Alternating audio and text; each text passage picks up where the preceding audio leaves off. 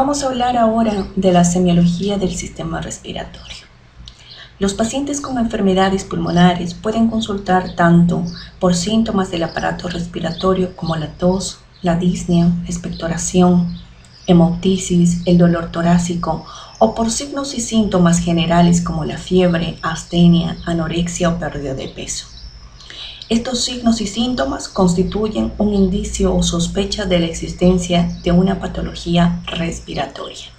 Vamos a hablar de los principales signos y síntomas que son motivo de consulta en la patología respiratoria.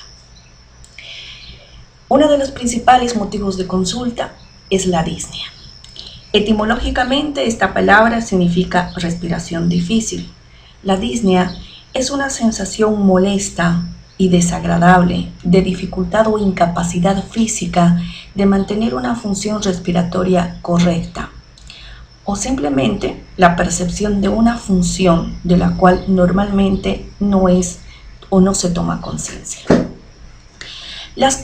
Puede ser un síntoma cuando simplemente el paciente manifiesta una sensación de ahogo, o puede ser catalogado como un signo cuando es evidente la taquipnea y la hiperapnea. Las causas de la disnea, las causas más frecuentes de la disnea pueden encontrarse a nivel respiratorio, a nivel de la laringe, con la presencia de cuerpos extraños, edema de glotis, parálisis. A nivel netamente respiratorio, de la función respiratoria, las enfermedades obstructivas crónicas son encargadas o pueden causar la disnea, el cáncer. Enfermedades netamente en el parénquima pulmonar, como las infecciones como la neumonía, la tuberculosis y el enfisema, también son causa de disnea. A nivel cardiovascular, la insuficiencia cardíaca y la pericarditis, la insuficiencia cardíaca por la éstasis venosa, es capaz de causar disnea. ¿Cómo se clasifica la disnea? Según su categoría, se puede clasificar en disnea de esfuerzo. Es la que aparece con la ejecución de cualquier tipo de ejercicio muscular según la intensidad del ejercicio necesario para producirla.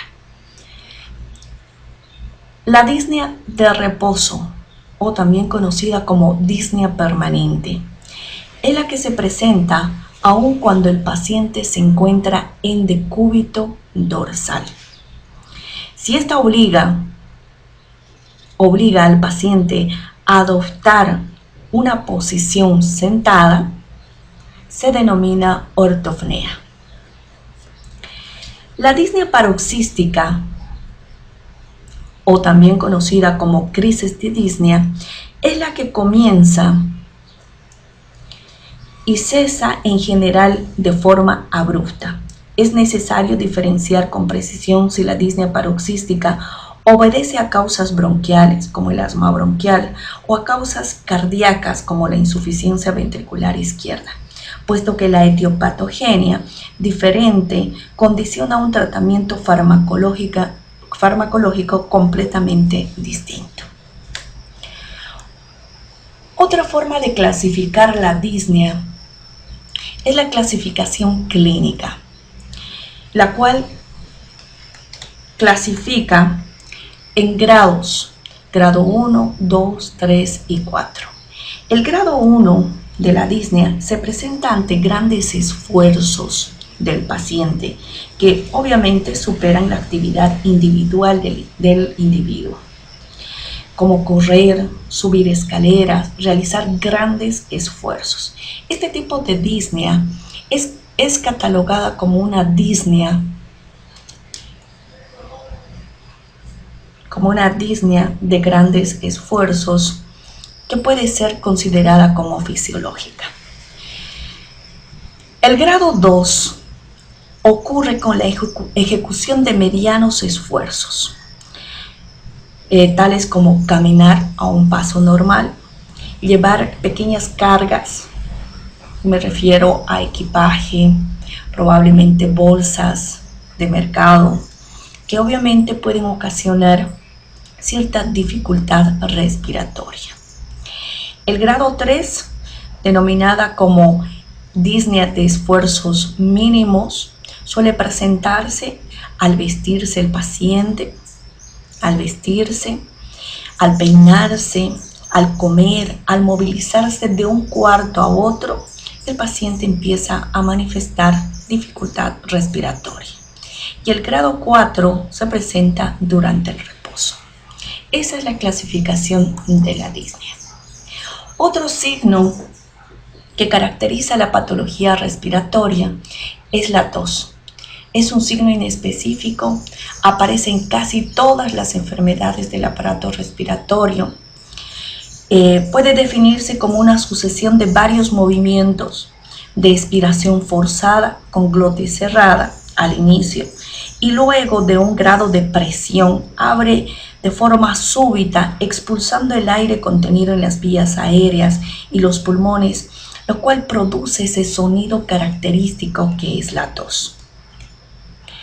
Generalmente puede presentarse por irritación a cualquier nivel del aparato respiratorio, por irritación del glosofaringeo y del nervio neumogástrico.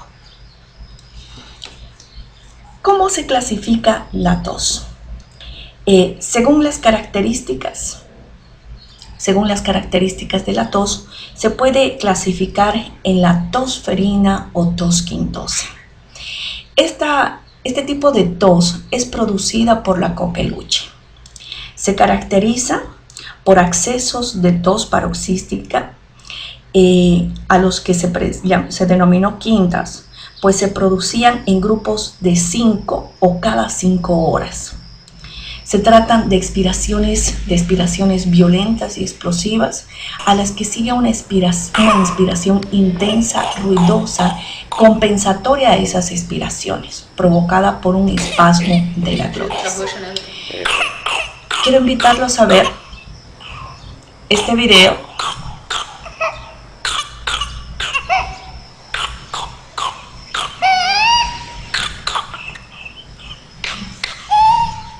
una niña con este tipo de tos. Escuchen por favor.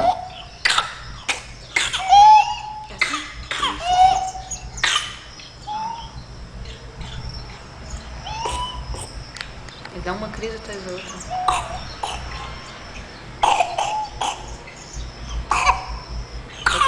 Essa tosse até uns 6 meses mais ou menos.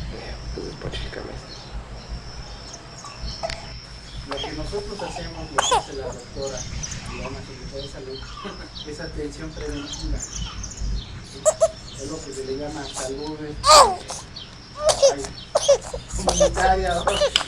Hemos podido observar, Prevenir enfermedades. aquí está otro video, donde observamos accesos de tos, expiraciones violentas en quintas, seguidas por una inspiración compensatoria.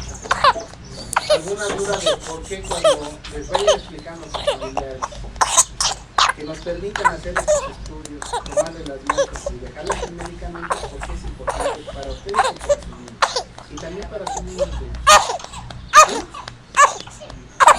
¿Dudas? Perfecto. Y esperemos que el niño salga lo más pronto posible aquí, que se nos traigan.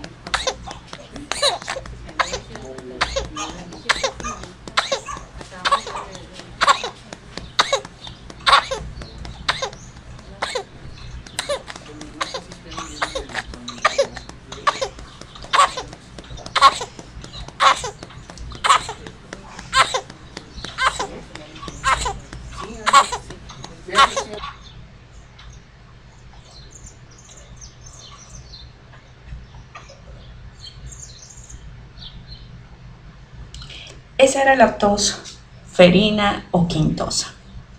Vamos a analizar otro tipo de tos, que es la tos coqueluchoide. Se parece a la anterior, pero le falta el componente inspiratorio. Al igual que la anterior, les había manifestado que se presentan accesos de tos en quintas, en grupos de 5 cada 5 horas. A este tipo de tos lo único que le falta es el componente inspiratorio, que es prácticamente la fase compensatoria. Por eso que el paciente prácticamente se torna cianótico, puede llegar hasta perder la conciencia cuando no recibe asistencia médica. Se produce por excitación del nervio neumogástrico y a veces está generada por algunos tumores mediastínicos. Vamos a ver un video.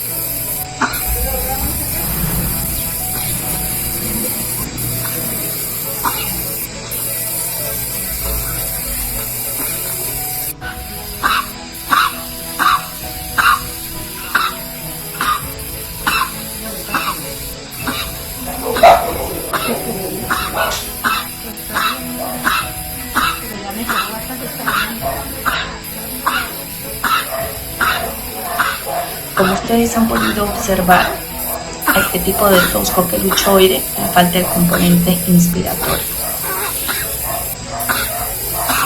Otro tipo de tos es la tos ronca o perruna. Es una tos seca, intensa, generalmente se presenta durante la noche y es provocada por la laringitis glótica y subglótica. Más adelante les voy a presentar un video donde ustedes van a poder escuchar y reconocer este tipo de tos. La tos bitonal, así como su nombre dice, son tos que tienen dos tonos de vibraciones, parecen dos personas diferentes, tonos bajos y tonos altos, debido a la parálisis de una de las cuerdas vocales, por el compromiso del nervio recurrente a causa de los tumores mediastínicos. Y por último, otro tipo de tos es la tos emetizante. Se denomina así porque esta es capaz de provocar vómitos. Se presenta habitualmente en los niños. Veamos el video.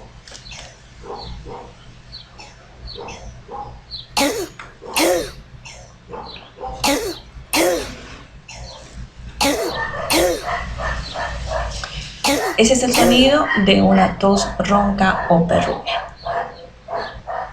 Otra forma de clasificación de la tos es una forma más generalizada de la clasificación de la tos, es una tos seca y una tos productiva.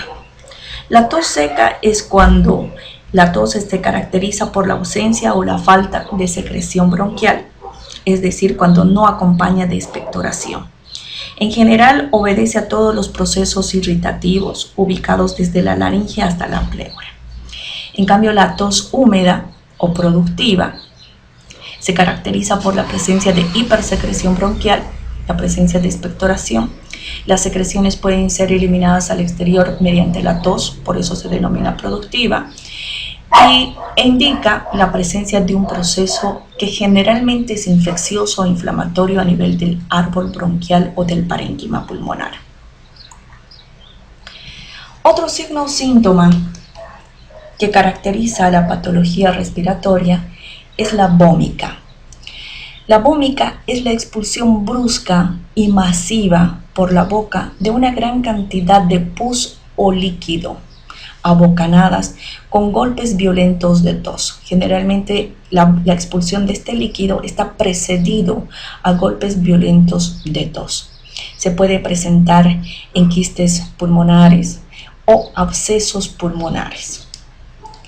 Muchas veces los accesos violentos de tos son tan bruscos que pueden romper la membrana y hacer su contenido, hacer contacto o expulsarse mediante los bronquios grandes que son expulsados a través de la boca.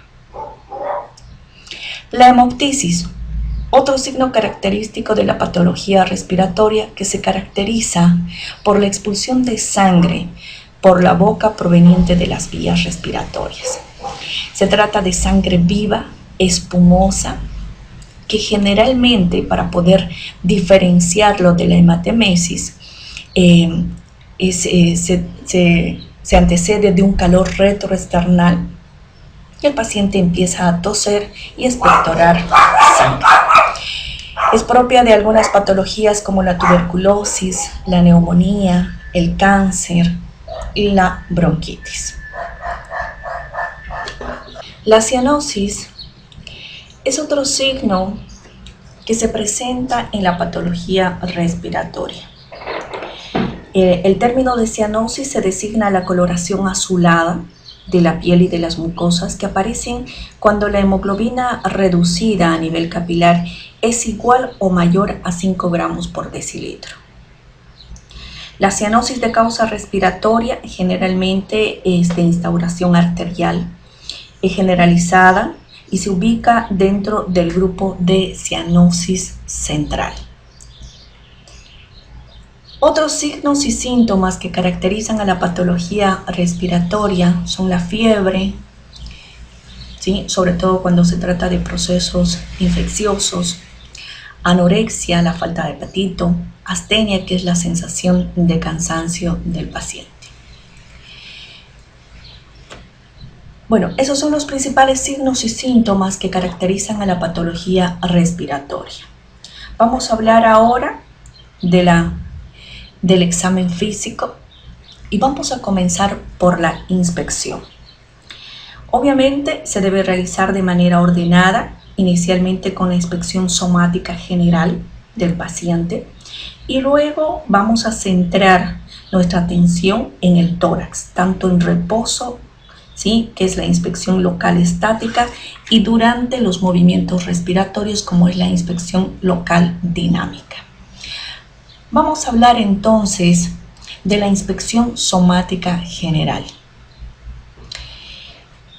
en la cual debemos analizar la actitud del paciente, sobre todo cuando el paciente busca con una finalidad antiálgica o antidisneica, buscando el alivio antiálgica o buscando el alivio de la disnea, como es la actitud ortopneica, la facies, que es característica de la facies adenoidea, donde el paciente mantiene la boca abierta, además de una facies cianótica, que es característica de este tipo de patologías. La constitución física, generalmente los pacientes leptosómicos y asténicos son los más vulnerables, sobre todo a patologías como la infección tuberculosa. Otra característica muy importante en la inspección somática general es la aparición de la osteoartropatía hipertrófica tóxica y los dedos en palillo de tambor.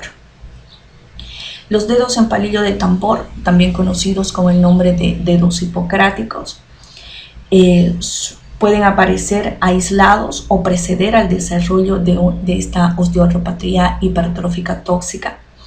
Se caracteriza por la existencia de una formación que consiste en la incurvación del sentido longitudinal y transversal de las uñas, de las cuales son denominadas como uñas en vidrio de reloj, aisladas o asociadas a una hipertrofia de forma de una masa de las partes blandas de las falangetas, que son conocidos como los dedos hipocráticos. Pueden evolucionar de forma lenta, solapada o en el transcurso de años en algunos casos.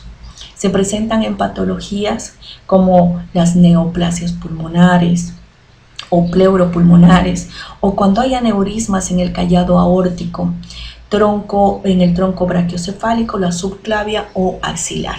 Esas son las principales, ¿sí?, patologías que pueden determinar la aparición de los dedos en palillo de tambor, las uñas en vidrio de reloj, conocidas como osteoartropatía hipertrófica tóxica.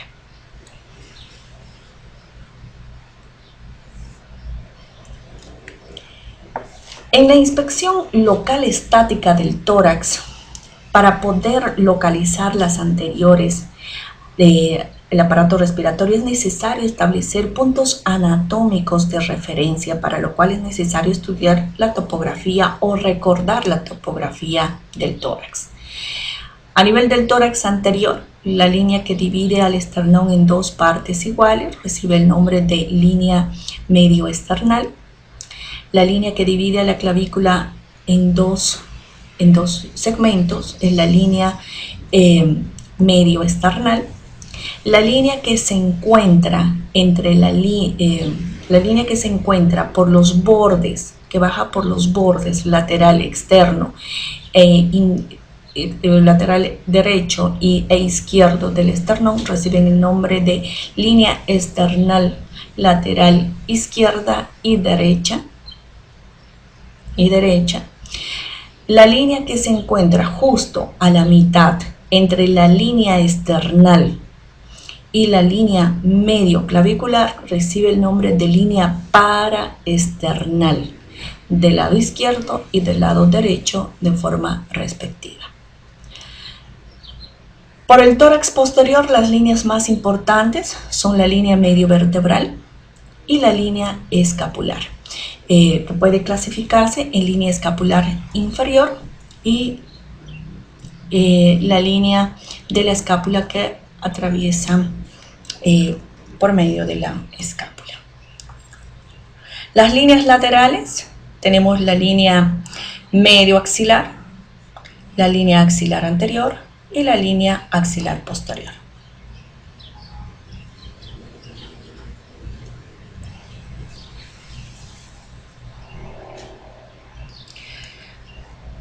Estas líneas torácicas pueden llegar a delimitar áreas o planos de exploración del tórax.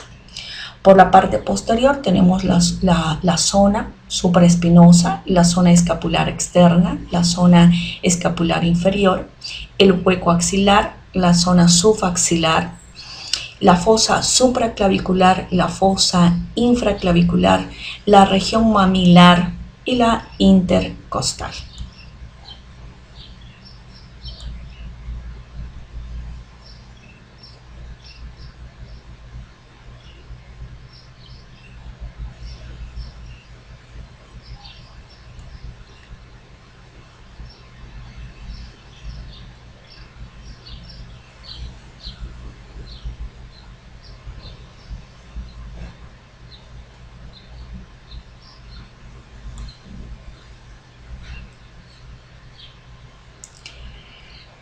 La inspección estática nos conlleva también al estudio de la alteración de la estructura ósea. Y dentro de las alteraciones de la estructura ósea tenemos las patologías de la columna vertebral. Tenemos la cifosis, que se caracteriza por una convexidad exagerada de la columna dorsal, que se puede presentar en pacientes con osteoporosis, espondilitis, enfermedad de Pott. La lordosis, que se caracteriza por una convexidad anterior exagerada de la región lumbar, que se presenta en pacientes generalmente obesos, en la anquilosis de la cadera, y de forma fisiológica la lordosis se puede presentar durante el embarazo. Afortunadamente, este proceso fisiológico llega a su fin cuando termina el embarazo. La escoliosis, que se caracteriza por una desviación lateral de la columna vertebral. Esas son las alteraciones de la columna vertebral. Otras alteraciones de la caja torácica nos permiten llevar al estudio de los tipos congénitos y adquiridos del tórax. Primeramente vamos a hablar de un tipo de tórax denominado tórax enfisematoso. también conocido con el nombre de tórax en tonel o en barril. Se caracteriza porque se presenta una forma globosa del tórax por el aumento de los diámetros anteroposteriores y transversos. También se caracteriza por la horizontalidad de las costillas, el ensanchamiento de los espacios intercostales, como ustedes pueden observar, ¿sí? Fíjense cómo las costillas se tornan o se vuelven mucho más horizontales, normalmente tienden a ser mucho más oblicuas. Y los espacios intercostales se ensanchan, aumentan. Y cuando se acompaña de cierto grado de cifosis, aparece una espalda completamente redonda. Es característica generalmente de habitantes de las altiplanicies por factores ecológicos.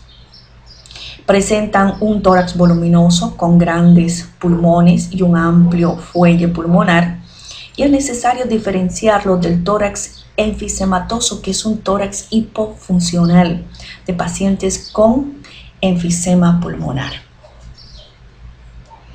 Vean un corte del tórax donde prácticamente se llega a observar un tórax, ¿sí?, completamente redondo en tonel o barril. Otro tipo de tórax es el tórax paralítico. Este tipo de tórax es congénito y se caracteriza por ser un tórax largo. Las costillas, largo y aplanado, las costillas son muy oblicuas hacia abajo. El ángulo de Charpy es agudo, los hombros son caídos, las escápulas lateralizadas y dispuestas en forma de alas. Este tipo de característica del tórax es lo que llega a determinar de forma anatómica el hábito asténico de Stiller, que lo hemos visto cuando hemos hablado de constitución física. Otro tipo de tórax es el tórax en embudo, también conocido con el nombre de pectus excavatum. Este tipo de tórax puede ser congénito o adquirido. Se caracteriza por el hundimiento o la depresión external. Frecuentemente es secuela de una patología como el raquitismo, y se denomina tórax del zapatero a la depresión del esternón, que solamente está delimitada hacia el apéndice cifoides. Y se denomina así porque resulta que en esta profesión del zapatero utilizaban un instrumento denominado horma del zapato, que apoyaban directamente sobre la apófisis, sobre el apéndice cifoides, para hacer cierto grado de presión y fuerza, lo cual iba deformando y hundiendo esta área. Es un tórax adquirido en este caso. Aquí vemos otra imagen de cierto grado de pectus excavatum.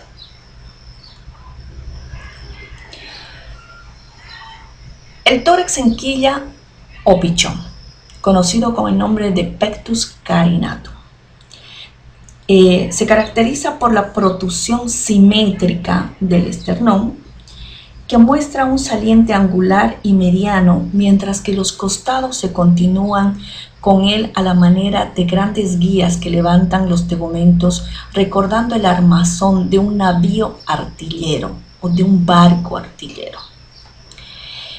Por eso es que ha sido denominado como tórax en quilla. A la sección transversal de este tórax, miren ustedes, se puede observar que adquiere la forma triangular. Se observa con frecuencia en pacientes asmáticos jóvenes y también en el raquitismo. Otro tipo de tórax es el tórax raquítico. Se caracteriza porque las costillas son blandas, poco elásticas. Pueden llegar a deprimirse el tórax hacia adelante sobre todo en su parte media. Tiene una característica importante que es el engrosamiento de la unión condrocostal, que motiva una serie de prominencias esféricas palpables y visibles escalonadas hacia abajo y hacia afuera, conocida con el nombre de el rosario raquítico. Su volumen del abdomen es muy importante y se presenta en pacientes con raquitismo. Bueno, ese ha sido el análisis de las patologías que pueden encontrarse a nivel de la caja torácica. Bueno, vamos a continuar y vamos a hablar de la inspección dinámica del tórax. Sirve para precisar las características de los movimientos respiratorios en los que se refiere a su frecuencia, ritmo, amplitud y simetría. Vale la pena anteceder a todos nuestros conceptos que una respiración normal consiste en una sucesión rítmica y fluida de los movimientos de expansión, que se denomina inspiración, y la retracción, que es la expiración. Vamos a hablar de los tipos respiratorios en estado normal, que se observan dos tipos. La tóraco-abdominal, que es mucho más frecuente en pacientes, en niños y varones. Ustedes van a ver que el paciente durante su respiración desplaza más el tórax, expande mucho más el tórax y el abdomen. Y en las mujeres es mucho más frecuente una respiración costal superior o inversa a la de los varones, conocida como abdominotorácica. La frecuencia respiratoria normalmente en un paciente adulto joven oscila entre 16 a 20 respiraciones por minuto. Dependiendo de la edad, esta frecuencia puede variar. Se conoce que en los niños, al nacer, hasta 44 respiraciones por minuto se considera como un parámetro normal. En los niños y a partir de los 15 a 20 años también puede ser considerado hasta 30 a 35 como parámetros normales, ¿sí?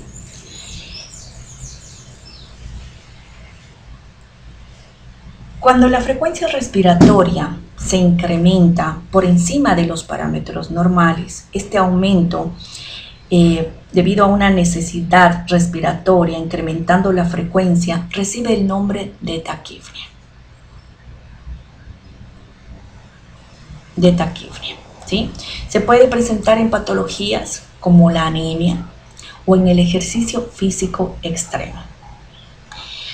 Bradipnea, bradi viene de lento, corresponde a una respiración o a la disminución de la frecuencia respiratoria por debajo de parámetros normales. Se puede presentar en pacientes con intoxicación alcohólica, morfina y en el coma diabético. En la inspección dinámica del tórax vamos a analizar la amplitud respiratoria. Se denomina hipopnea a una respiración superficial con disminución de la amplitud. Hiperapnea cuando las respiraciones son profundas y existe un aumento de la amplitud respiratoria. Cuando existe una combinación del incremento de la amplitud respiratoria más la frecuencia respiratoria, recibe el nombre de polipnea. Otra característica que debemos analizar en la inspección dinámica del tórax es el ritmo respiratorio. La respiración normal se genera en dos tiempos que ya les había manifestado, que es la inspiración y la expiración. La inspiración dura 1/3 de la respiración. 1/3, y los otros 2/3 son ocupadas por la expiración. Es importante analizar todas estas características, tanto la frecuencia, la amplitud, el ritmo, el tipo respiratorio, porque a partir de estas características nosotros podemos llegar a establecer patrones respiratorios.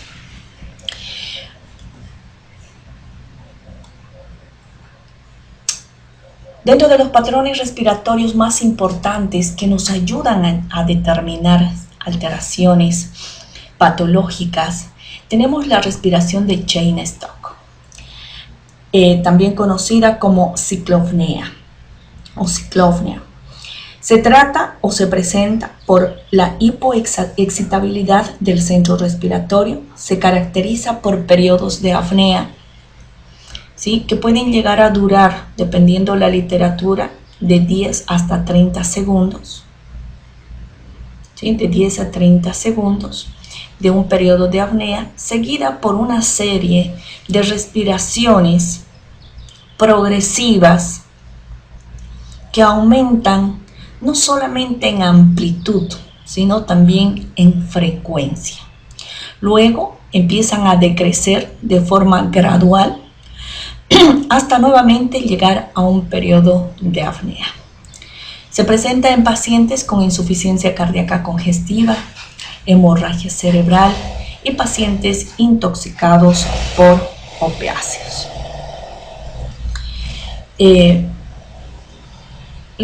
Les he preparado un video.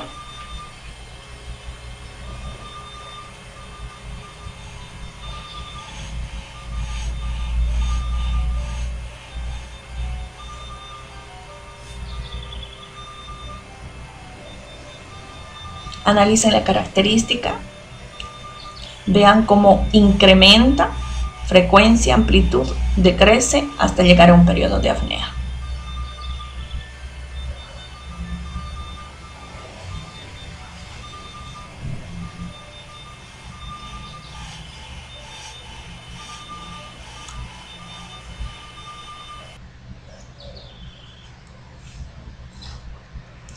Esa es la respiración de Cheyne-Stokes.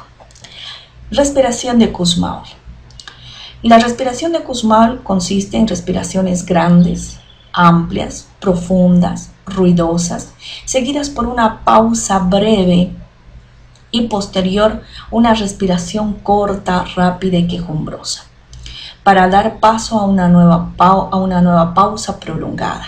Se observa en cuadros de acidosis metabólica, como el coma urémico y el coma diabético. Veamos nuevamente un video para poder identificar. Ahí están otras causas de la respiración de Kussmaul: neumonía, insuficiencia renal, lesiones mesencefálicas, la cetoacidosis diabética. Okay, so mom's letting me capture some video Yeah, here. I've got range. This gentleman just came in from a pediatrician's office. He's 10 years old, and he hears breathing. This is Kussmaul breathing. This is breathing that you see with diabetic ketoacidosis. He's a little bit altered. He's a little bit slow to wake up, so he's pretty severe. He's been had some weight loss, and then he's been having some vomiting. He had pre-existing diabetes, right? No, this is new. This is brand new. Gotcha.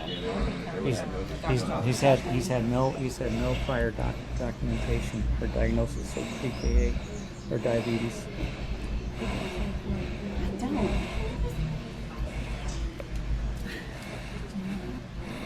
I smell little ketones. Kussmaul. Yeah. Otro patrón respiratorio es la respiración de Biot. Consiste en breves pausas, o se caracteriza por breves pausas apneicas, que también pueden llegar a durar de 5 hasta 30 segundos. Periodos intermedios de respiraciones regulares, regulares en profundidad normal. Fíjense ustedes, tienen una frecuencia y amplitud regular. Y se sucede por un periodo de apnea y nuevamente aparecen los periodos respiratorios regulares. Se presenta por lesiones en el centro respiratorio en pacientes que pueden tener meningitis o tumores cerebrales. Hematomas extradurales también es una de las causas de este tipo o patrón respiratorio denominado respiración de Biot.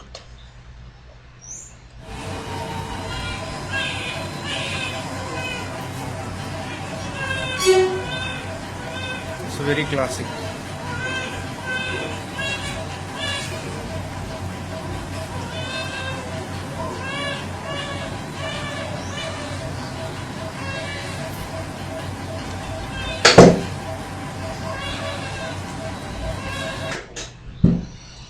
Han observado cómo el paciente aparenta respiraciones regulares en amplitud y frecuencia, hace un periodo de apnea y nuevamente llega al mismo ciclo. Hemos hablado de la inspección y ahora vamos a hablar de la palpación. La palpación del tórax nos permite verificar y completar los hallazgos de la inspección. Y al igual que esta última, tiene varios constituyentes que se pueden describir, como la elasticidad torácica. Y la elasticidad torácica la vamos a poder verificar gracias a técnicas como técnicas de amplitud y simetría de la caja torácica.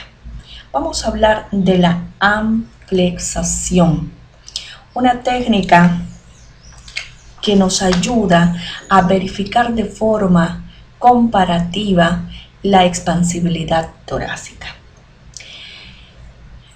En esta técnica, en la amplexación superior o de vértices, el médico o examinador tiene que estar localizado en la parte posterior, por detrás del paciente. Debe colocar ambas manos con los dedos pulgares sobre la línea medio vertebral y las manos apoyadas sobre los hombros. Esta técnica se puede realizar tanto por la parte posterior como por la parte anterior. Se le pide al paciente que inspire profundamente y eso obviamente va a provocar la expansibilidad del tórax. El médico o examinador podrá verificar la separación de ambos dedos pulgares y la elevación de forma simétrica de ambas manos. La amplexación inferior o de bases pulmonares. De igual manera, el médico o examinador se puede localizar tanto por la parte posterior como por la parte anterior. En la parte posterior, el médico o examinador deberá colocar los dedos pulgares y las manos abrazando el tórax a nivel de las bases pulmonares y pidiéndole al paciente que inspire profundamente. Durante la inspiración profunda, ustedes van a notar que la expansibilidad torácica prácticamente va a provocar la separación de ambas manos, la separación de los dedos pulgares, ¿sí? Y la separación de las manos por la expansibilidad torácica de forma simétrica. Lo mismo pasa por la región anterior. Otra técnica, ya comparando solamente un hemitórax, es la amplexión. La amplexión superior o de vértices, el médico o examinador debe colocarse en posición lateral al paciente, lateral izquierda o derecha, colocando ambas manos, ¿sí?, sobre el tórax posterior y tórax anterior y los dedos pulgares en la línea media. Se le pide al paciente que inspire profundamente y nuevamente vamos a poder observar la separación de los dedos pulgares ¿sí? La expansibilidad, y debido a la expansibilidad del tórax, siempre a predominio de tórax anterior, la separación de ambas manos en forma antero-posterior. La misma técnica debe realizarse del otro lado para que se realice una comparación. La ampliación inferior o de bases pulmonares. El paciente nuevamente colocado en la región lateral del paciente, izquierda o derecha. Abrazar el tórax a nivel de las bases pulmonares, colocando los dedos pulgares a nivel de la línea medio axilar. Nuevamente se le pide al paciente que inspire profundamente. Van a notar inmediatamente la separación de los dedos pulgares, ¿sí? Y la expansibilidad del tórax. Las vibraciones vocales también pueden ser exploradas gracias a la palpación. Existe una técnica denominada la técnica del 33, donde se le pide al paciente que repita la palabra 33 varias veces. El médico o examinador deberá colocar su mano sobre el tórax descubierto del paciente, el tórax desnudo del paciente, y realizar comparaciones de izquierda a derecha para percibir, ¿sí?, la transmisión de las cuerdas vocales. Existen ciertas situaciones patológicas y que pueden impedir la transmisión o incrementar la transmisión de las cuerdas vocales. Se encontrará aumentado en pacientes con paredes rígidas, pacientes con neumonías, pacientes con cavernas tuberculosas, y de lo contrario existirá una disminución o abolición de la transmisión de las vibraciones vocales en pacientes con obesidad debido a un panículo adiposo importante, en pacientes con derrame pleural y atelectasia. La percusión del tórax debe realizarse en el tórax descubierto. Una de las principales técnicas aplicadas en este segmento es la técnica dígito-digital, ¿sí? La percusión indirecta. Esa es la técnica más recomendada. Es importante que se percuta, ¿sí?, pidiéndole al paciente que lleve los brazos hacia adelante, y mejor que si estén apoyados sobre hombros contrarios. Se debe percutir en forma descendente, primero un hemitórax y después el otro hemitórax, tomando en cuenta que la percusión debe realizarse en los espacios intercostales y no sobre las costillas, para evitar alteración del sonido. El sonido normal del pulmón a la percusión recibe el nombre de claro pulmonar o sonoridad pulmonar. Como les había manifestado, la sonoridad pulmonar se va a obtener percutiendo sobre un pulmón aireado. Es un sonido de una intensidad fuerte, un tono bajo, una duración prolongada, también conocido como el sonido claro. El sonido mate aparece cuando se percute sobre un pulmón privado totalmente de aire, como pasa en la neumonía o en la atelectasia,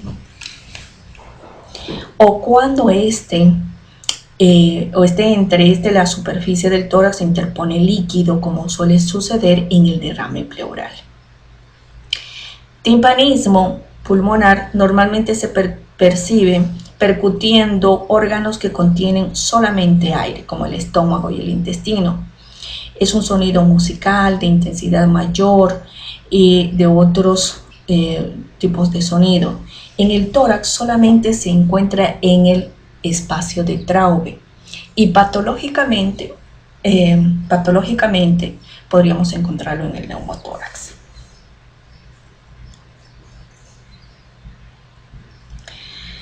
La auscultación pulmonar, una de las técnicas más importantes para el diagnóstico clínico de las patologías respiratorias. Sin embargo, vale la pena siempre hacerles notar que no es la única técnica que debemos emplear. Aporta importantes datos sobre el estado del parénquima pulmonar y de las pleuras. Se debe realizar con un estetoscopio. Sin embargo, vale la pena hacer notar que también existe la auscultación inmediata o directa, pero la más recomendada, esta solamente se realiza en cuestiones de emergencia, pero la más recomendada es la auscultación inmediata mediante un estetoscopio. En esta técnica se le pide al paciente que respire de forma lenta y profunda con la boca abierta. Deberá tenerse en cuenta que la hiperventilación puede llegar a provocar mareo y cansancio en el paciente. Vamos a utilizar la membrana del estetoscopio que se apoya firmemente sobre el tórax desnudo. Es importante realizar una auscultación comparativa en los focos pulmonares de auscultación. Los ruidos respiratorios normales. Dentro de los ruidos respiratorios normales tenemos principalmente el murmullo vesicular. Es un sonido que se percibe en todas partes del pulmón, producido por la distensión alveolar por la corriente de aire que ingresa al alveolo. Se presenta en dos tiempos, en la inspiración y en la expiración. Otro sonido respiratorio o ruido respiratorio normal es la respiración bronquial. Un ruido laringotraqueal áspero de un tono elevado, siendo la respiración más prolongada, producida por el ingreso de aire en la tráquea y los bronquios principales.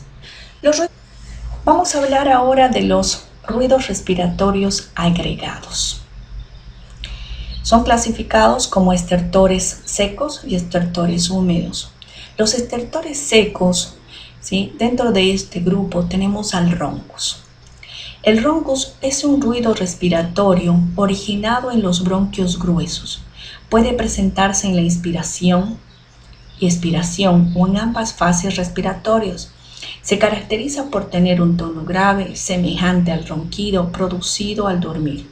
Son generalmente intensos, de fácil percepción y aparecen después de toser. Se presentan en casos de bronquitis y de tuberculosis pulmonar. Las sibilancias. Las sibilancias son ruidos comparables con los silbidos perceptibles a distancia. Se originan en los bronquios de pequeño calibre, presente en una o ambas fases respiratorias, generalmente más intensos en la inspiración, cuando las vías aéreas se obstruyen más. Característicos en el asma bronquial y en ocasiones en el asma cardíaco. Otro ruido respiratorio agregado es el cornaje o estridor. Se caracteriza por ser un ronquido intenso, perceptible a distancia. Muchas veces no requiere el uso de un estetoscopio. Está presente en casos de obstrucciones respiratorias superiores como la laringe, tráquea y los bronquios gruesos. Vamos a hablar ahora de los estertores húmedos. Los estertores húmedos se caracterizan porque son semejantes al estallido de burbujas de aire, que indican la presencia de una secreción líquida audible en ambas fases respiratorias. Se clasifican según el sitio de su origen. Pueden ser estertores de gruesa burbuja, de mediana burbuja o de pequeña burbuja. Los estertores crepitantes son ruidos finos y homogéneos que se comparan al sonido o al ruido originado al frotar un mechón de cabellos, producido por el despegamiento de la pared alveolar, que se adosan, que se adhieren entre sí por el exudado intraalveolar y que son audibles al final de la inspiración. presentes en la bronconeumonía, el edema agudo de pulmón y la tuberculosis. Esos son los principales sonidos agregados que se encuentran en las patologías respiratorias. Existen otros más, que son los subcrepitantes, que tienen un tono más bajo, los no consonantes, que son estertores que se escuchan alejados o apagados, y los estertores consonantes que nacen en el pulmón, que generalmente están cercanos a las cavernas. Los dejo con este video.